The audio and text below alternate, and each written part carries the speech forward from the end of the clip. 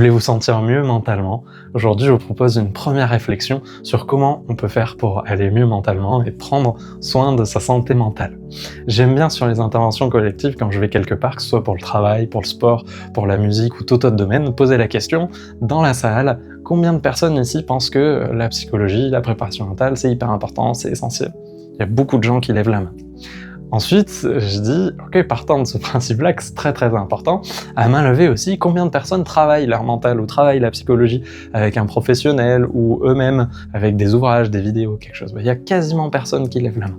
C'est assez marrant cette distinction-là qu'on a entre notre raison qui nous dit quelque chose et nos émotions qui nous disent autre chose. Un côté un peu où non, j'ai pas besoin, c'est bon, je suis fort, je vais y arriver par moi-même, c'est bon, ça va, c'est que des petits soucis que j'ai, puis j'ai confiance, puis je vais y arriver, puis le temps va faire que...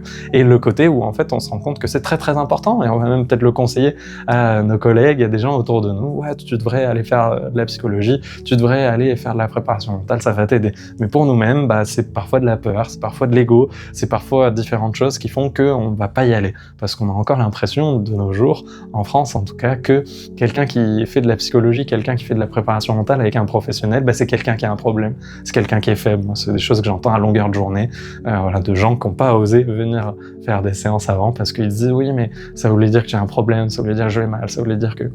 Ouais, en fait des fois on va pas très bien et même si on va bien, on peut quand même vouloir aller encore mieux.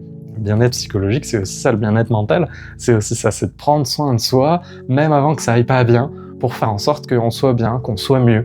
On n'est pas obligé d'aller mal pour faire de la préparation mentale, on n'est pas obligé d'être complètement en dépression pour entamer une psychothérapie, une psychanalyse. Ça peut être intéressant d'aller avant qu'il y ait ces signaux-là forts et que je puisse me sentir bien, mieux au global, de par des vidéos, des articles, de par des ouvrages que je vais lire, de par l'aide d'un professionnel qui va pouvoir m'aider à me sentir mieux.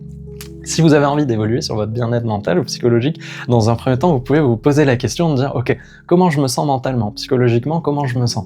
Et faire un premier état des lieux pour dire « Ok, j'en suis où dans ma vie? Qu'est-ce qui se passe pour moi? Dans ma vie personnelle, dans ma vie professionnelle ?» Et puis vous allez voir par rapport à ce qui se dégage, tiens, est-ce qu'il y a des choses qui vous gênent vraiment, ou qui sont embêtantes ou qui sont pesantes au quotidien?